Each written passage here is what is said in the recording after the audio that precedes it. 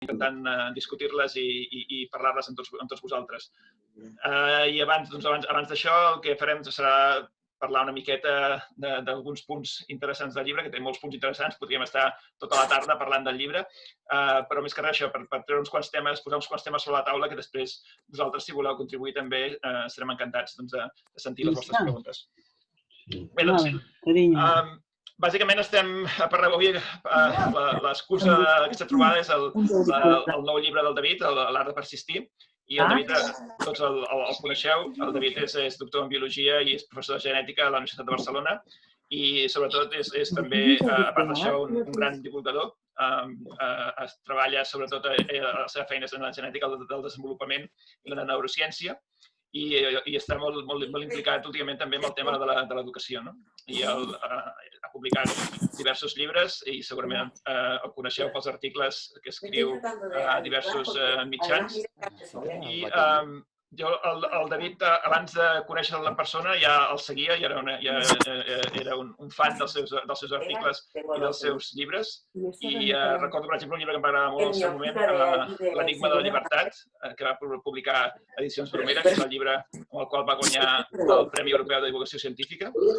I algú encara té els micròfons oberts. Si poguéssiu tancar els micròfons, sisplau, que se sent una mica de soroll de fons. Si no, Sònia, tu pots tancar-lo com a organitzadora, segurament pots tancar els micròfons de la gent. Bé, doncs, com us deia això, amb el David el segueixo des de fa temps i ha escrit uns quants llibres molt interessants al voltant del tema aquest, a part de la biologia i del cervell, i us recomanaria, sens dubte, L'enigma de la llibertat o Els 100 controvèrsies de la biologia, que és un dels primers llibres d'aquests de format de 100 preguntes que vaig llegir, que crec que és un format molt interessant. I amb el David vaig tenir la sort de coincidir amb ell escrivint un llibre que vam publicar l'any 2014, que es diu Els límits de la vida, que va ser una feina molt divertida. Vam treballar plegats amb aquell llibre, que és un llibre també de divulgació científica, i a partir de llavors, doncs, que som amics i que ens anem seguint la feina. I crec que els últims llibres que ha publicat el David segurament us interessaran molt. Són els llibres com la cerebroflèxia o neurociència per a educadors, que han tingut molt de ressò i et toquen molt el tema del llibre que també de l'art de persistir, que és al voltant del cervell i de què ens fa humans des del punt de vista del cervell i de com pensem. En aquest sentit, l'art de persistir, si no l'heu llegit encara, és un llibre molt interessant. És un llibre que ens explica o que parla sobre com gestionem els canvis des del punt de vista biològic, des del punt de vista de com els humans fem servir el cervell per gestionar els canvis. I crec que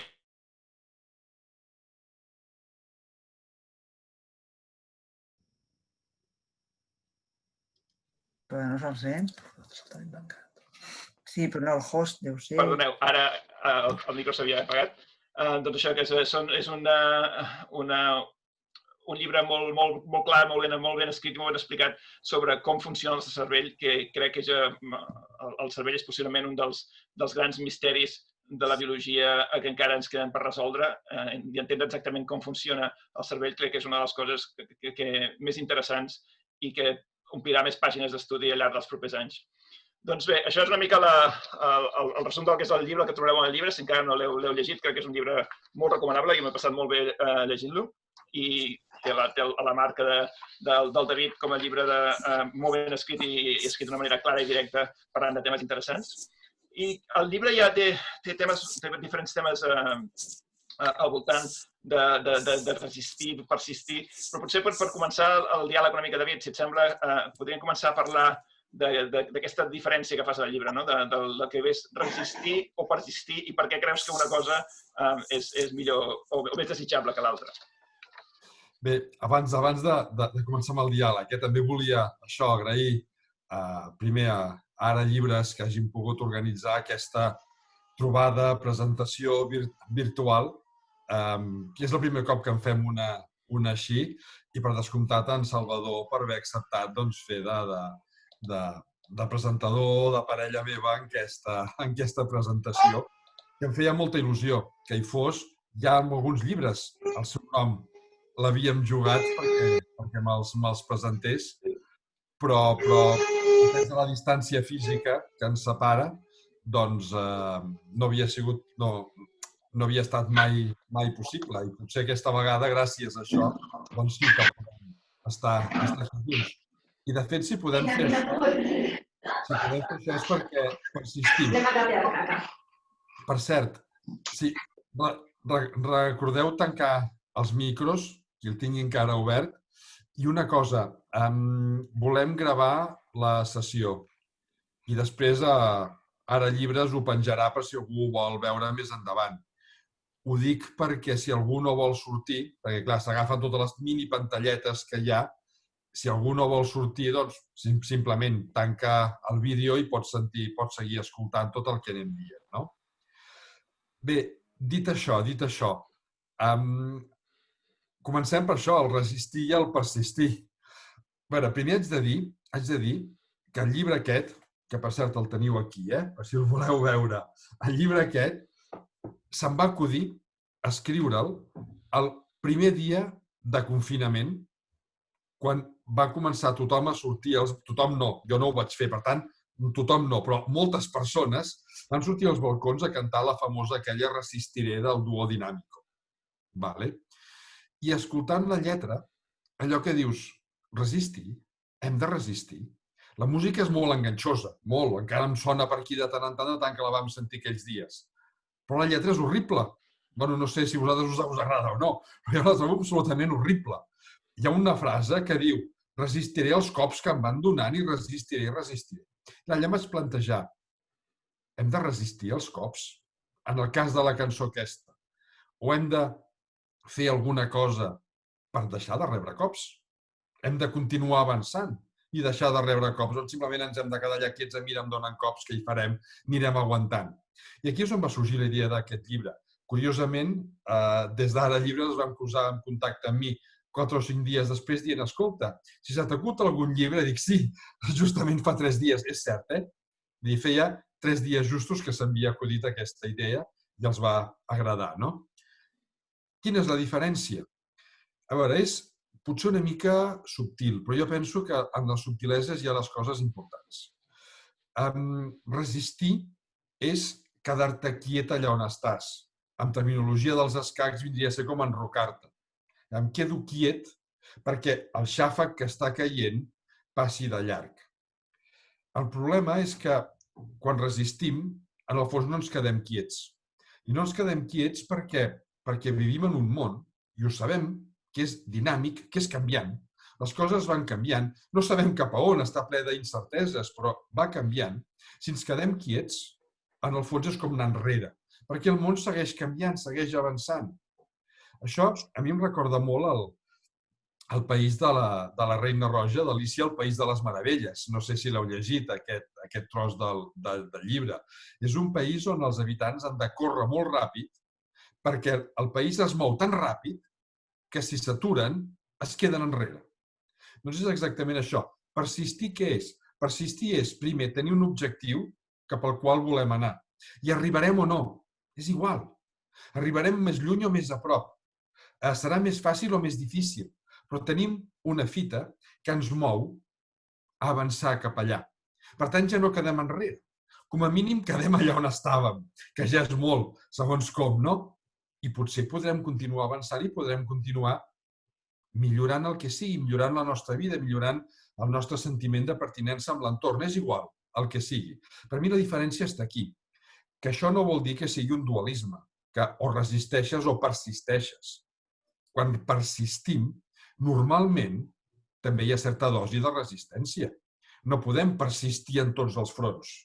Potser estem resistint amb alguns i persistint amb un altre. Però si no hi ha aquest objectiu que ens permet, que ens motiva a continuar anant endavant, el risc de quedar-nos enrere, de quedar-nos despenjats, és massa gran. I aquí és on neix aquesta idea i és el motiu central del llibre. A part de moltes relacions neuronals que hi ha amb el fet de persistir. Persistir activa la motivació, activa l'optimisme, activa una sèrie de característiques mentals que ens fan sentir a gust. Si més no, ens fan sentir a gust. De fet, jo crec que una de les coses més interessants del llibre és com relaciones a conductes humanes, com resistir o persistir, amb la biologia que hi ha al darrere. O sigui, realment com funciona, com fa que el cervell ens funcioni i ens faci actuar així. De fet, una de les preguntes potser que m'interessa més és per què els éssers humans són tan resistents al canvi. O sigui, al cap i a la fi, els éssers humans hem sobreviscut fins aquí perquè ens hem adaptat i hem canviat. O sigui, que el canvi és part de la nostra natura. Però no sé si és una cosa, no sé com ho veus tu, si és una cosa de la societat actual o què, però quan ve un canvi ens costa molt, i un exemple ha sigut aquesta pandèmia. La pandèmia ha provocat un canvi molt important en els nostres sistemes de vida, en la nostra rutina habitual, que l'hem de posar en perspectiva, evidentment. O sigui, és un canvi, hi ha hagut canvis molt més radicals a la història que han hagut de passar els éssers humans. Per exemple, sense anar més lluny, hi ha generacions, persones que estan vives en aquests moments que han sobreviscut una guerra, i les guerres són canvis encara més bèsties que el que estem veient ara. Però, malgrat tot, sembla que ens està costant molt el canvi aquest. O sigui, què fa biològicament que ens costi tant adaptar-nos o sobreviure o buscar la manera de canviar quan tenim obstacles com el present? Mira, per una banda, hi ha sempre una inèrcia. Quan les coses t'estan funcionant raonablement bé, o encara que no et vagin massa bé, però tu ja saps més o menys a quin joc estàs jugant, qualsevol canvi sempre et genera una incertesa. Cap on anirà aquest canvi? Clar, gestionar les incerteses probablement és el que ens costa. No tant acceptar els canvis, que també, també, però sobretot és la incertesa de això cap on ens portarà.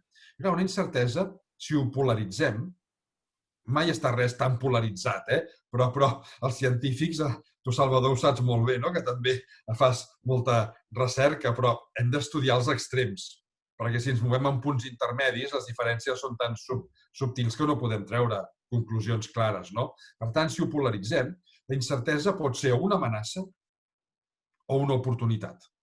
Pot ser moltes coses intermèdies, pot ser neutra, però als extrems és una amenaça o una oportunitat. La manera de respondre és radicalment diferent. Si és una amenaça, ens hem de protegir. Si és una oportunitat, la podem aprofitar. El fet que ho interpretem com una amenaça és el que ens porta sovint a resistir, de fet, a tancar-nos. Una amenaça la gestionem, el nostre cervell gestiona les amenaces a través d'unes emocions que són molt bàsiques, que són la por. La por és una emoció bàsica que ens porta a fugir o amagar-nos, o bé la ira, que és el que ens porta cap a una agressivitat defensiva. No és violència, la violència té altres elements, però ens permet defensar-nos. Les oportunitats es gestionen d'una altra manera radicalment diferent. Les gestionem a través de la curiositat. Si no som curiosos, no podrem aprofitar les oportunitats. Curiositat vol dir investigar, vol dir mirar què pot ser, vol dir intentar aprofitar allò que podem. Sigui com sigui, aquests dos extrems són molt cansats. Està ahí. És una mica lleig No dir había nada això, cuando però me diste. però aquests extrems són cansats. Sí, Defensar-nos es esa verde de ahí. un risc cansa físicament, amagar-nos genera por, la por psicològicament és molt esgotadora, i ser curiosos també és cansat, perquè implica activar una sèrie de mecanismes cerebrals, mecanismes com la reflexivitat, haig de veure si aquella oportunitat m'interessa o no, la presa de decisions, haig de decidir què aprofito i què no, el meu propi control per gestionar què estic fent amb aquelles oportunitats, i justament aquestes facultats cognitives que el cervell genera a la part frontal, aquí davant, és la part evolutivament més moderna, doncs són les que consumeixen més energia metabòlica. De fet, el nostre cervell és un 2 o un 3% de la massa de tot el nostre cos, una misèria, però en canvi consumeix el 30% de l'energia que consumim cada dia. Per tant, imagineu-vos, pensar cansa molt, i del cervell la part que més energia consumeix és la d'aquí davant. Em sembla que no aprima. Ho dic per si algú ha fet la connexió de dir consumeix molta energia, que bé, pensaré molt i així perdré uns quants quilos. No va per aquí la cosa, no? Però sí que cansa. És clar, haver de gestionar una incertesa quan cansa, és millor que no hi hagi canvis, millor que tot segueixi igual, perquè és més tranquil, és més descansat, no hi ha amenaces, però, esclar, el món canvia i, per tant, les incerteses hi són. I aquí ve la gràcia de focalitzar-nos en aquesta persistència, en aquesta curiositat. De fet, persistència, per persistir has de ser curiós. Quan tens un objectiu, o vas fent passes per acostar-t'hi, i això vol dir indagar què hi ha al teu voltant, o mai arribaràs a aquell objectiu. Crec que és molt cert el que dius. A més, ho estem notant molt el cansament general que hi ha a tota la població, no? En tots els sentits. És el que dius, una situació d'incertesa és estressant i ja està generant, i la portem perllongada durant mesos en aquests moments, ja aquesta incertesa, i estem tots molt cansats, tots, de no saber cap on va això, no? I crec que per això també ha sigut un moment daurat pels científics, perquè ens han posat a primer pla una mica per gestionar aquesta incertesa, no? O sigui, els científics de cop i volta estan sortint als mitjans i ens estan preguntant coses perquè la gent vol saber com s'acaba això i quan s'acaba això. I és una mica el que dius tu, no? De buscar la solució a aquesta incertesa, que és el que és biològicament fins i tot esgotador, no? Que arriba a esgotar el cervell d'haver de gestionar cada dia el no saber cap on anem. I ara a cada fase de la pandèmia ens trobem en un moment diferent, i ara ens trobem en un moment d'incertesa amb les vacunes i tothom està, doncs, això, quan tenen la vacuna, són segures les vacunes, aquesta pressió que estem rebent els científics una mica per donar respostes per ajudar a sortir d'aquesta incertesa. Crec que és molt interessant el tema del cervell. Com bé deies, això, el cervell humà és una cosa fascinant perquè és diferent a tots els altres cervells dels animals que tenim propers, i la quantitat d'energia que consumeix, de fet, es creu una hipòtesi, és que aquesta sobreactuació metabòlica del cervell ens carrega tant que és el que acaba generant els problemes neurodegeneratius, que els animals normalment no es veu per diferents motius, perquè no arriben a viure prou anys, però tampoc perquè no tenen un cervell tan actiu com el nostre. I això fa que el nostre cervell estigui tan sobrecarregat, tan passat de voltes constantment, doncs que s'acabi degenerant amb els anys. I això és un factor molt interessant. Però hi ha un punt molt interessant al teu llibre que parles del fet que el cervell, la part important no és la quantitat de neurones, sinó les connexions entre les neurones. És a dir, no és tant una qüestió de mida, sinó de com fas servir el que tens.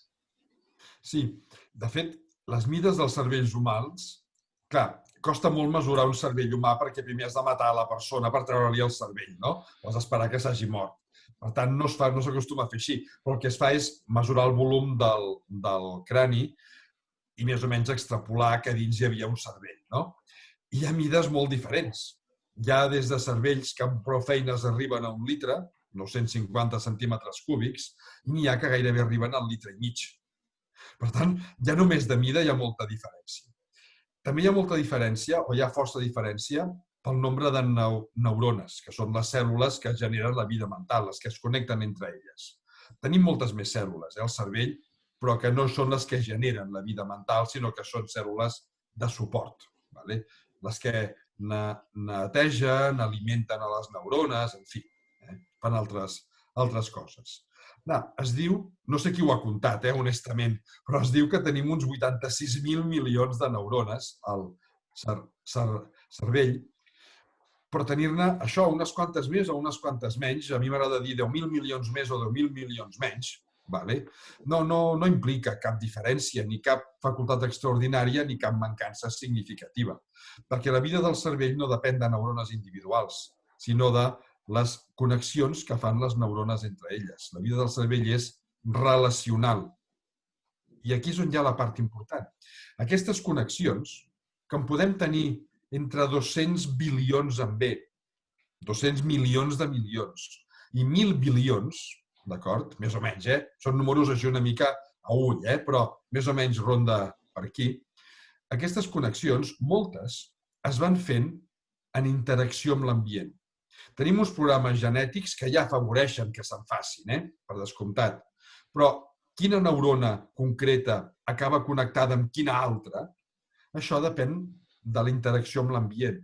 Depèn de tot allò que aprenem. Tot el que aprenem queda fixat al cervell en connexions. Depèn de com ho hem après. I això és l'estat emocional que teníem quan ho vam aprendre. Estàvem contents o estàvem tristos? Estàvem enfadats o teníem por? O estàvem il·lusionats? O teníem curiositat per allò que estàvem fent? Doncs tot aquest com ho hem après acaba també hibridat amb el què hem après en les connexions del cervell. I aquí és on hi ha les grans diferències. Si tendim a prendre les coses amb aquesta sensació com d'incomoditat, com de por, com de temor, i a vegades algun sistema educatiu ens ha portat cap aquí, clar, són coneixements que utilitzarem d'una manera molt diferent, que si ho hem après o ho hem viscut, perquè els adults també podem dirigir com volem viure la nostra vida, ho hem viscut més amb curiositat.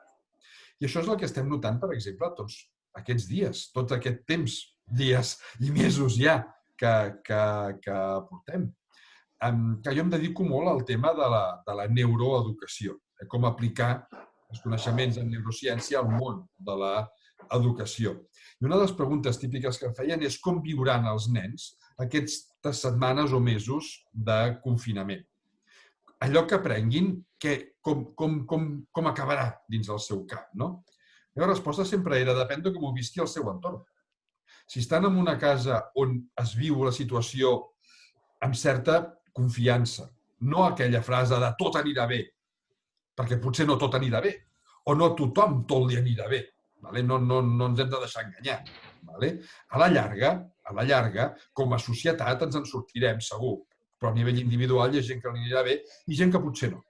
Però si vivim en un entorn de certa confiança, de recolzament, d'optimisme, de perseverança, de perseverar, de persistir, no de resistir. Només estem tancats a casa, sinó, hi ha objectius, hem de continuar endavant. Tot això s'aprèn d'una manera molt diferent. I aquestes xarxes acaben després condicionant la nostra vida. Per tant, guiar-nos per un tipus de comportament més motivat. Allò que diuen els nens a les escoles. Aquest és un motivat. Doncs sí, ser una mica motivats. Viure-ho amb cert optimisme, veure el got mig ple. També està mig buit, però també està mig ple. Veure el mig ple. Tot això acaba condicionant com acabem sent, com acabem comportant-nos.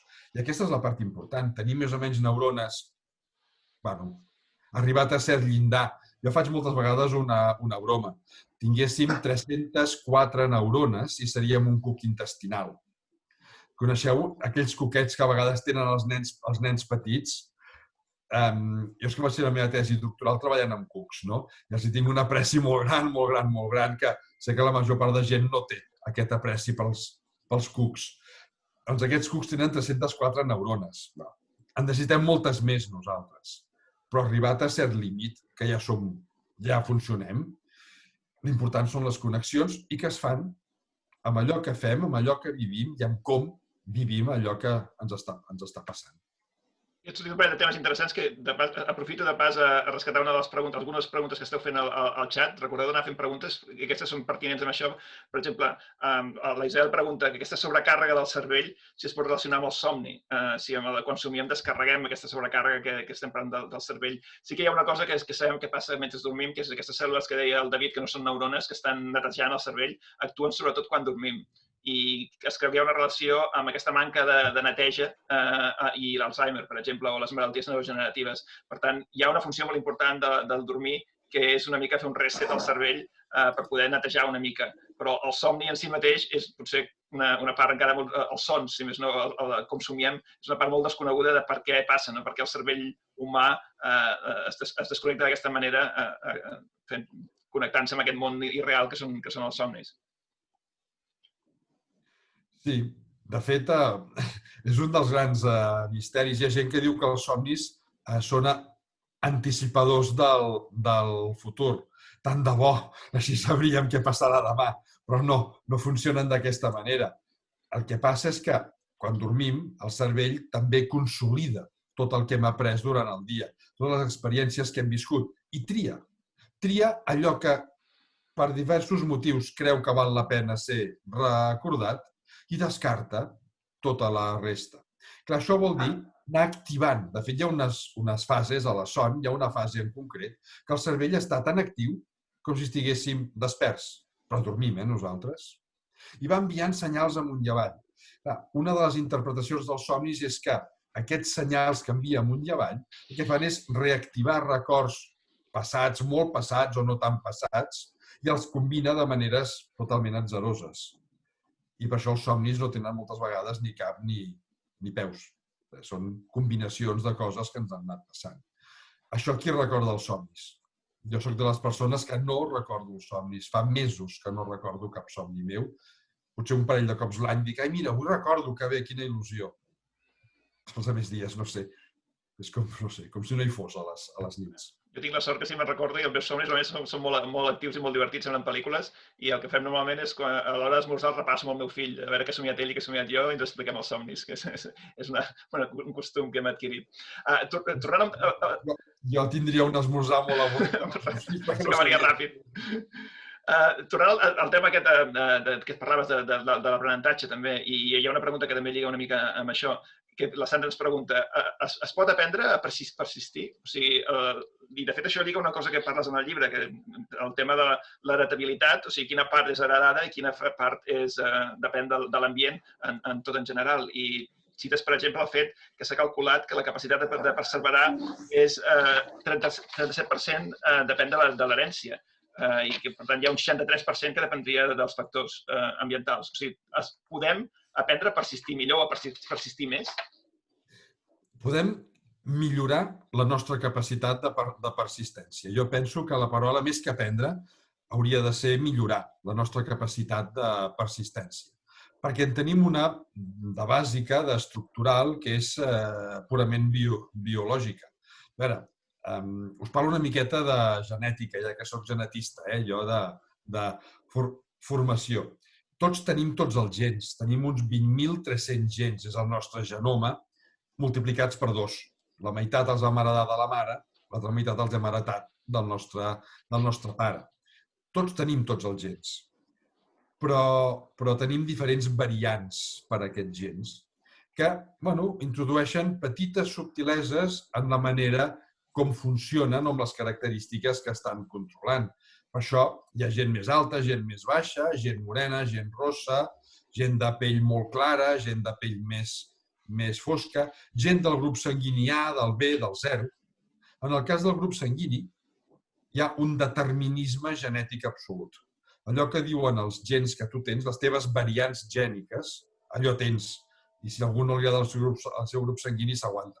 I no pot fer res per canviar-lo. Tenim uns 8.000 gens que en algun moment o altre funcionen dins el cervell i que, per tant, estan condicionant com es forma, com treballa, com es recicla quan dormim, com es fan les connexions. Però, fixeu-vos que la paraula és important, no determinen, sinó que condicionen, afavoreixen uns processos on afavoreixen uns altres, o els afavoreixen tots, o no n'afavoreixen gaire. D'acord? Això és el que quantifiquem en genètica amb la paraula heredabilitat, que mesurem en tant per cent. Bàsicament, el que mesura és quina part de les diferències entre dues persones qualsevol les podem atribuir a les diferències genètiques que tenim aquestes dues persones. En el cas de la perseverança, ronda el 37%. Vol dir que un 37% ens ve donat. És genètic. És molt o és poc? No és una pregunta enganyosa. És el que tenim i no ho podem canviar tampoc, no? Què és l'important? Que queda un 63%. Que això és el que nosaltres podem educar, podem millorar, podem potenciar a través de l'ambient on vivim, a través dels aprenentatges que fem, a través de com nosaltres mateixos gestionem la nostra pròpia vida. Jo em puc adonar que no estic persistint prou i puc fer un petit esforç per persistir una mica més. Quan estic fent això, estic activant connexions neuronals implicades amb la persistència i cada vegada que les connecto estic reforçant-les, estic fent-ne de noves o estic engruixint les fibres nervioses que ja connectaven aquestes zones. I, per tant, la propera vegada em serà una miqueta més fàcil persistir o ser perseverant. I això és el que podem fer. Tots partim d'una situació inicial, alguns més amunt, d'altres més avall, perquè no sabem quina és la inicial, tant és, i tots podem potenciar-la. Però també podem disminuir-la si no ho fem servir per res. És un punt de partida que podem pujar o podem baixar. I aquí està la gràcia. La gràcia està en si en som conscients, si ho tenim clar, si ho volem fer d'aquesta manera, doncs ho podem fer. No són miracles, vull dir, no es tracta d'una autoajuda, Vull dir, no és que jo vull ser 100% perseverant i ho aconseguiré. No funciona, malauradament, amb tanta facilitat. Però sí que podem anar incrementant a poc aquest nivell que cadascú té. Això sí. De fet, el tema de l'herència i l'entorn és un dels temes claus de la biologia i la genètica, sobretot, que es discuteix molt. I relacionat amb el que estaves dient, la Glòria feia una pregunta que és una de les preguntes clàssiques dintre d'aquest camp. Si dos germans bessons, que en teoria són genèticament idèntics, i viuen a la mateixa família, estan en el mateix entorn, en teoria, fins a quin punt aprenen igual, o fins a quin punt, en el cas de la persistència, tindran la mateixa capacitat d'aprendre a persistir. O sigui, a quin punt es divergeixen en aquest moment si tenim la mateixa genètica i un entorn fins a cert punt semblant. Sí, de fet, és una pregunta molt interessant aquesta. Bueno, totes ho són, però perquè quan fem estudis genètics, amb això no fa massa, fa un any, vaig publicar un article científic que es diu Genes and Learning, gens i aprenentatge, com els gens condicionen el nostre aprenentatge. I molts dels estudis s'han fet en bessons. No els he fet jo, Vaig agafar dades i vaig publicar un treball sobre el tema aquest. Clar, genèticament són idèntics. Aquí no hi ha cap diferència. Bessons idèntics, parlo? Si no, no. Però els bessons idèntics són genèticament idèntics. L'ambient global és el mateix.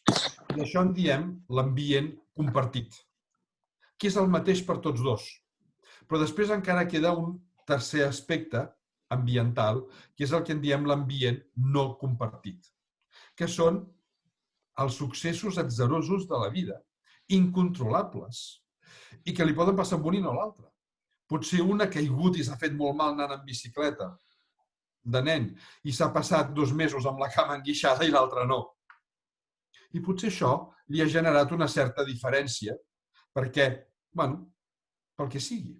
Potser un s'ha enfadat molt amb uns companys i li han fet el 8 durant un temps i l'altre no. Potser dins mateix de la família, com que tothom vol certa individualitat, han establert entre ells petits rols diferents.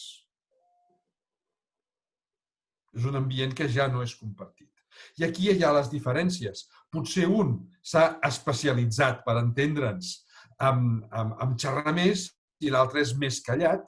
Un s'ha especialitzat en persistir i l'altre més en resistir davant d'una situació, buscant cadascú la seva individualitat, combinat amb 1000 successos atzarosos que no podem quantificar de cap manera perquè no sabem ni tan sols ni quins són. No sabem què ens ha passat a la vida que ens ha pogut marcar, tret de coses molt puntuals que potser sí que sabem, no? Aquí és on neixen les diferències. Crec que és molt interessant, a més, perquè la genètica fins a cert punt la podem conèixer i la podem controlar, perquè les instruccions genètiques són finites, estan en un lloc que sabem on anar-les a buscar i sabem llegir els gens. El que no podem controlar en absolut és l'entorn. No sabem llegir l'entorn, no sabem quins factors, coses que per nosaltres semblen, no, si aquests nens han crescut igual, els han tractat igual. La relació, hi ha petites diferències de l'atzar i de com interaccionem amb les persones que sempre seran diferents i, per tant, l'entorn no l'aconseguirem controlar mai. O sigui, tot el tema aquest al voltant de fins a quin punt la genètica determina o no determina la capacitat de persistir, la capacitat de resistir, crec que és molt interessant i és fins a cert punt, com bé dius, incontrolable.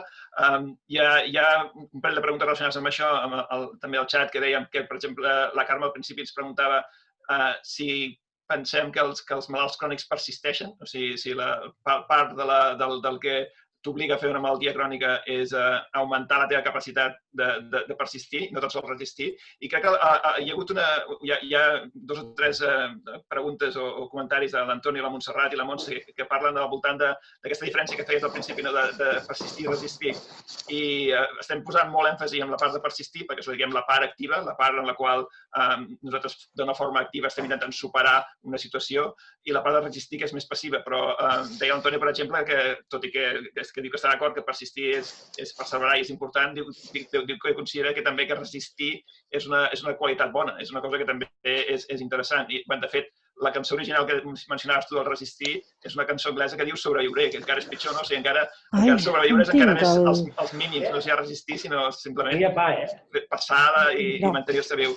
Ho veus així també, tu? O sigui, resistir també és una eina, a part de persistir, resistir és una eina que també hem d'incorporar a la nostra capacitat de fer front a la incertesa i al món. Sí, per descomptat, quan abans deia que no és un dualisme, no hem de separar, de dir o persisteixes o resisteixes. No, no, no. Quan persistim, normalment també estem resistint en moltes coses.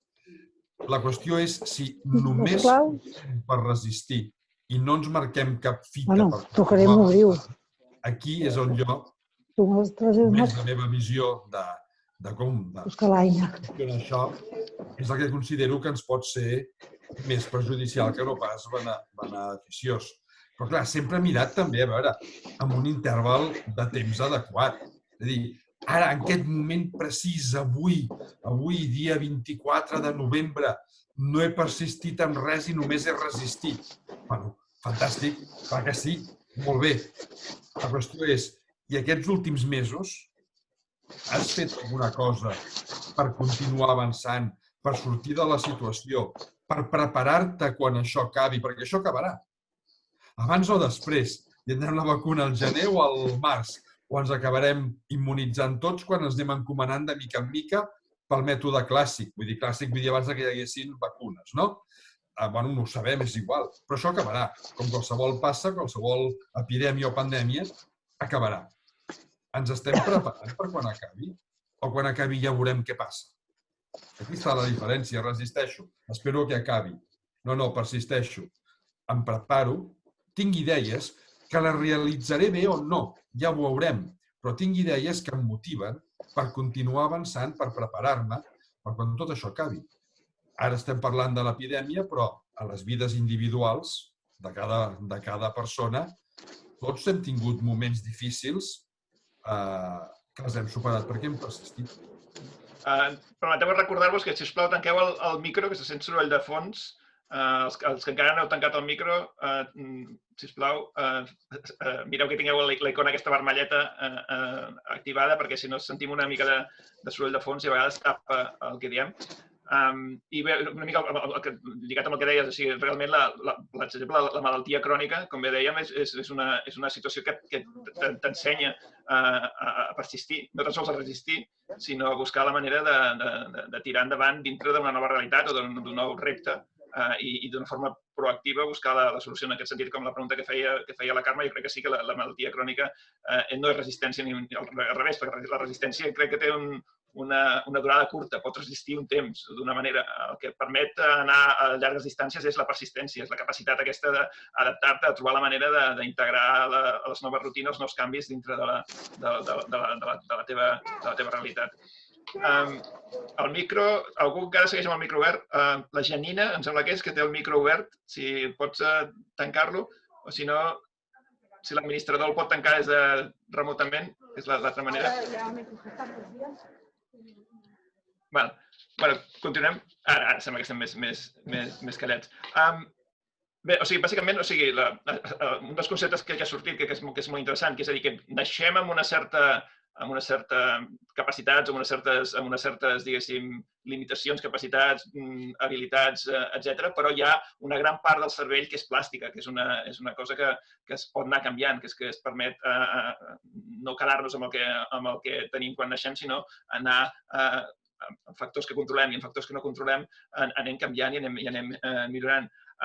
Des del punt de vista de tots els treballs que estàs fent de neurologia en l'educació i tot això, tu fins a quin punt, i més en aquesta situació en què estem veient ara, quina importància té l'escola, en aquest cas, tot aquest concepte que parles tu de la cerebroflèxia, d'arribar a construir els adults del futur en l'escola? Quins són els factors potser que hauríem d'estar treballant més, que no estem treballant prou dintre d'aquest concepte?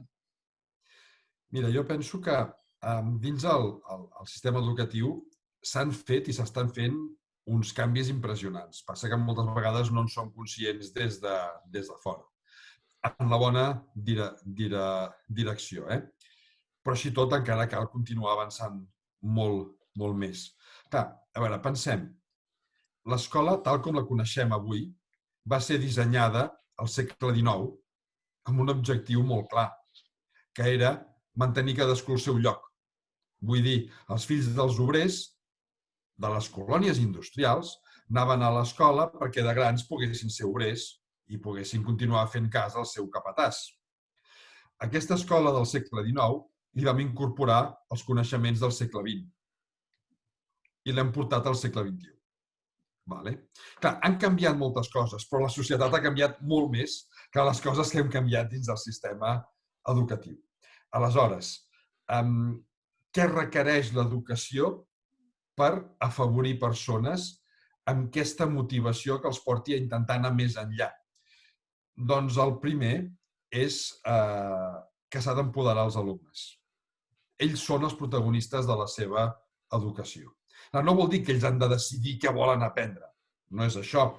Per descomptat, han de tenir més poder de decisió, però poder de decisió en el sentit de dir, bueno, hi ha uns mínims i a partir d'aquí, a veure, motiva't tu, busca tu què t'interessa, treballa-ho a partir del que t'interessa, sigues constructiu amb tu mateix i, sobretot, és transmetre aquests aprenentatges, fer viure dins les escoles aquesta sensació de curiositat, de repte, hem de continuar creixent amb una sensació de, bueno, anava a dir d'una certa felicitat. Potser dit així queda una mica hippie, no?, la paraula felicitat, però ja m'enteneu, vull dir, l'escola no pot ser un lloc on els alumnes vagin a avorrir-se i vagin de mala gana, perquè s'hi passen moltes hores, cada dia, però moltes hores.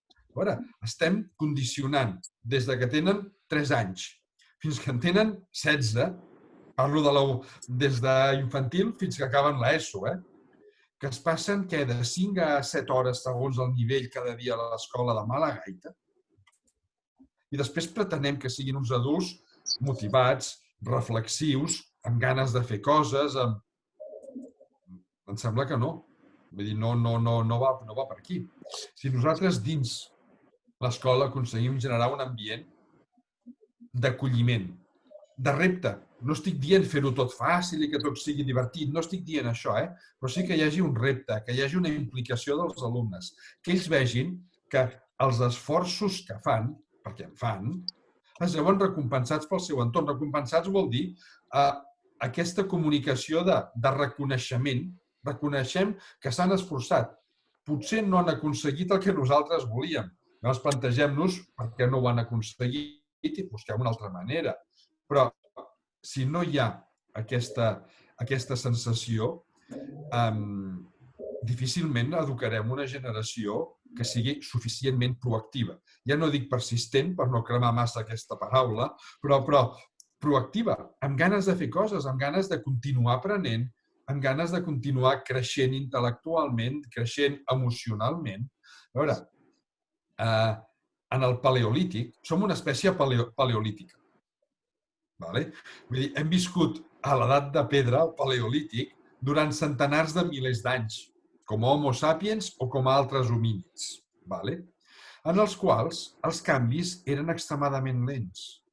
La manera que tenia de fer les eines del meu rebesavi era la mateixa manera que faria la destral de pedra el meu rebesnet. Ara no. Molts dels que estem aquí no vam descobrir els ordinadors fins que no estàvem a la universitat. És el meu cas, El primer ordinador que vaig tocar feia quart de biologia. D'acord? I el vaig tocar només per sobre perquè no s'espatllés, perquè era l'únic que hi havia al departament de genètica. Molt bé. Els canvis són acceleradíssims. Si no transmetem aquest plaer per continuar adaptant-nos als canvis, valorant-los, aprofitant-los i aprenent d'ells, i de nosaltres, per descomptat, aquí hi haurà un desfase. I jo penso que l'educació ha d'anar per aquí, i és aquí on incideix, on pot incidir molt amb tots aquests aspectes de persistir, entès ara com una mentalitat proactiva. No em conformo, sinó que examino, raono, racionalitzo i decideixo. I en funció d'això faig.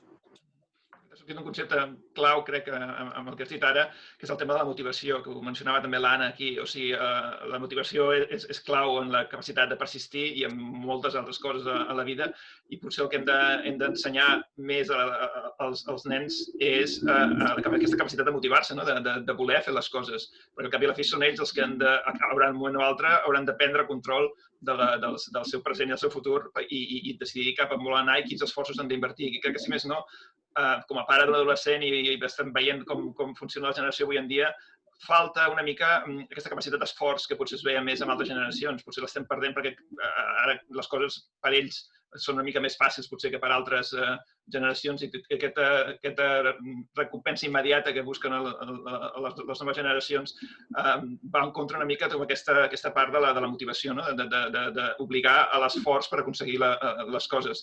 I al voltant d'aquest tema també crec que hi ha sortit també una cosa interessant al xat, que és que potser no tot l'ensenyament ha de fer-se a les escoles, que potser es passen masses hores a les escoles i que potser els nens poden aprendre fora de l'entorn potser més rígid de les escoles, o que potser les escoles han de canviar més, com deia Xema, que diu que agraeix el recolzament pels mestres que aposten pel canvi. Potser les escoles han de canviar aquest format potser més rígid que encara ve del segle XIX i trobar la manera que permeti ajudar a desenvolupar aquest potencial que tenen els nens, no? I sobretot aquesta motivació que han de tenir per ells mateixos a poder desenvolupar el seu potencial. Digues. No. Penso que sí. Estava llegint així de reull també un comentari. Els vaig llegint, no tots, perquè estic pensant què dic, no tinc temps de llegir. Bueno, el multitasking té un límit per mi també, no? Aleshores, estava llegint, connectat amb això, un comentari que feia l'Antonio. Clar, la major part dels que esteu aquí us conec, no? I amb ell hem tingut moltes converses, moltes vegades, ara fa temps que no parlem, sobre l'esforç.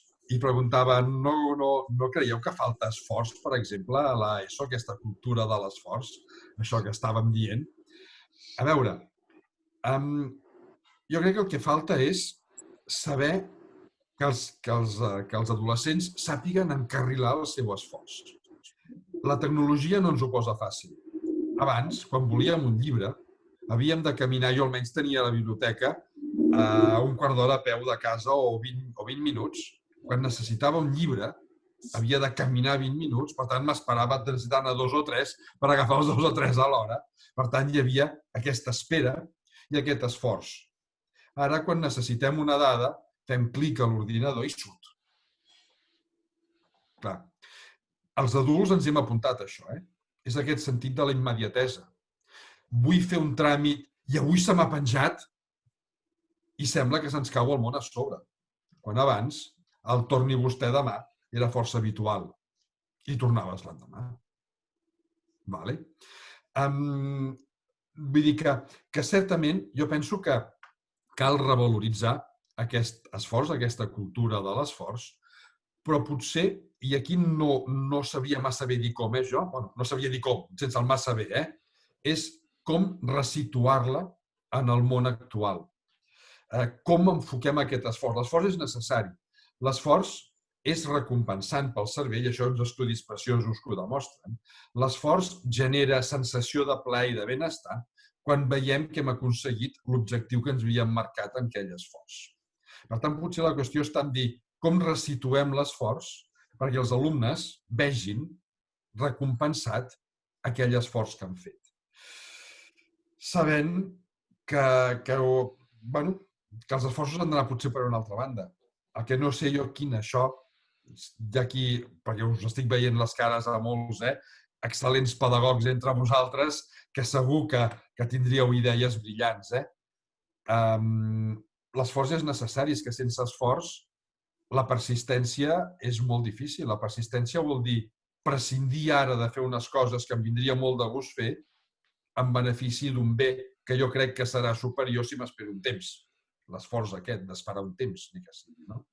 El que diu l'Olga el que deia que també que l'esforç el faran quan trobin el que els motiva. O sigui, primer de trobar alguna cosa que els motiva a fer aquest esforç. I quan tenen tot el que volen, a vegades costa no trobar aquesta motivació, perquè ja quin incentiu tenen per esforçar-se si tenen aquesta recompensa immediata. O que la Cristina, que és estudiant de pedagogia, que pregunta com podríem incorporar tots aquests conceptes de neuroeducació per canviar, per revolucionar una mica l'escola. Jo estic d'acord amb el que estàs dient, David, que és molt difícil trobar una solució a aquest problema, però estem intentant educar nens del segle XXI amb tècniques del segle XIX apedaçades pel segle XX. O sigui, anem un segle o més de mig segle endarrerits i se'ns està passant una mica la història. I els que hem d'implementar aquests canvis, o sigui, la generació que en teoria ha de trobar la manera d'incorporar tota aquesta neuroeducació, tots aquests sistemes nous en l'educació, som gent gran ja. O sigui, no som ells mateixos que potser ens podrien dir millor què està passant. Nosaltres intentem interpretar com ells ho veuen o com ells podrien aprendre millor des del nostre punt de vista, que són persones que hem crescut al segle XX. Llavors, costa molt trobar, estic d'acord amb tu, quina és la solució, quina és la clau per trobar aquesta motivació, incentivar aquest esforç i per educar més en aquesta cultura de l'esforç i la persistència, que jo veig també com dues parts bastant del mateix concepte, de com podem tirar endavant. Tu creus que hi ha d'haver una revolució en el sistema d'educació o simplement podem anar ficant pagats com hem fet fins ara? O hem de canviar-ho tot de principi a fi? Mira, pagats no. Quan apedasses massa una roda d'una bicicleta, se't desintegra tota. Has de canviar tota la càmera. Revolucionar l'educació... A veure, mira, és que les revolucions s'acostumen a acabar malament. I s'emporten molta gent per endavant. Per tant, jo no sóc partidari de les revolucions. Clar, jo com a biòleg que sóc, parlo de les evolucions. Jo crec que l'educació ha d'evolucionar. Tot el que està fet ja està fet. Hi ha coses perfectament aprofitables i moltes que ja no. L'evolució què fa? L'evolució dels éssers vius afavoreix aquelles estructures o aquells comportaments que són més útils i els altres els descarta. Doncs això és el que hem de fer. És no apedaçar, sinó descartar ja definitivament allò que ha caducat, aprofitar, i hi ha moltes coses que són aprofitables, reconstruir-les perquè s'adaptin i aportar totes les coses noves pròpies del segle XXI. Per tant, evolucionar. Sense presses, però sense pauses. Vull dir, si anem molt ràpid, serem els adults que no podrem seguir el ritme.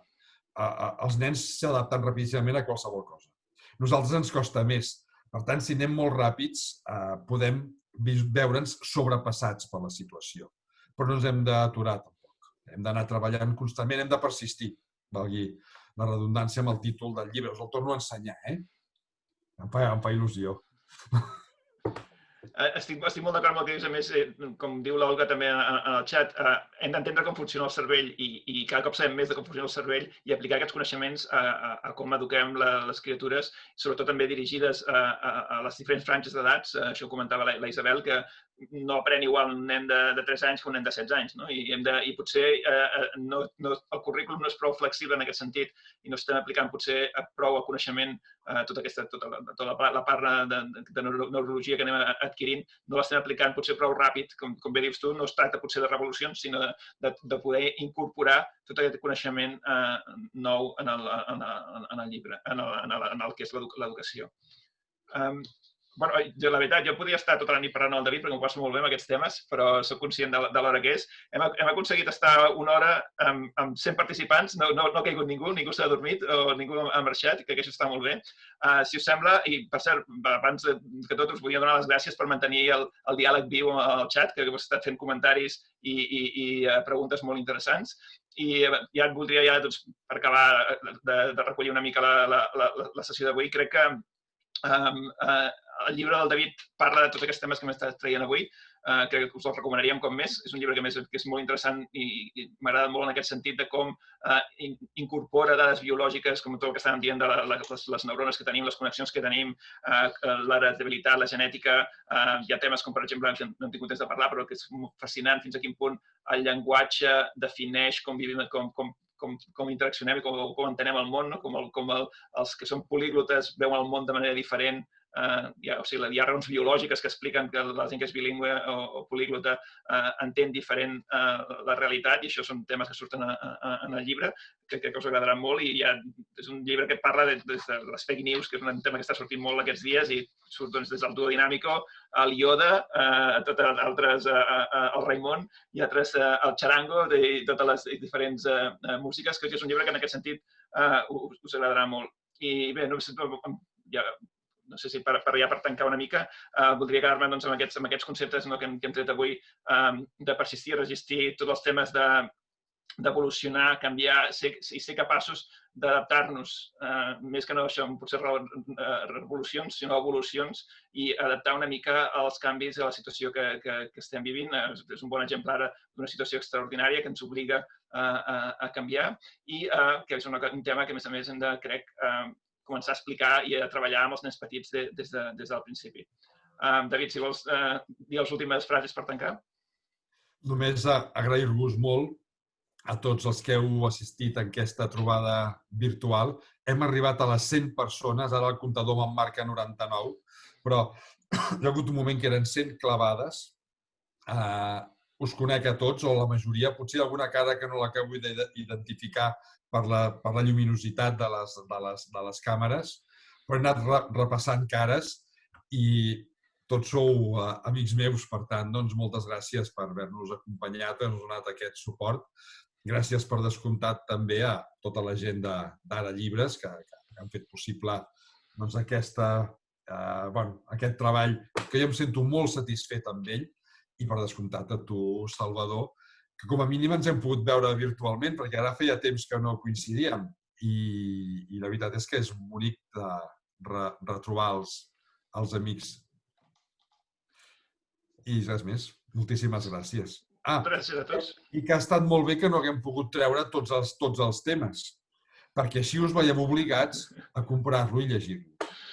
Moltes gràcies. Gràcies, David, gràcies a tots per venir. Crec que ha sigut una conversa molt interessant. El David té raó, aquest llibre és molt interessant i surten tots aquests temes, jo us el recomanaria. Moltes gràcies a Ara Llibres per apostar per la ciència.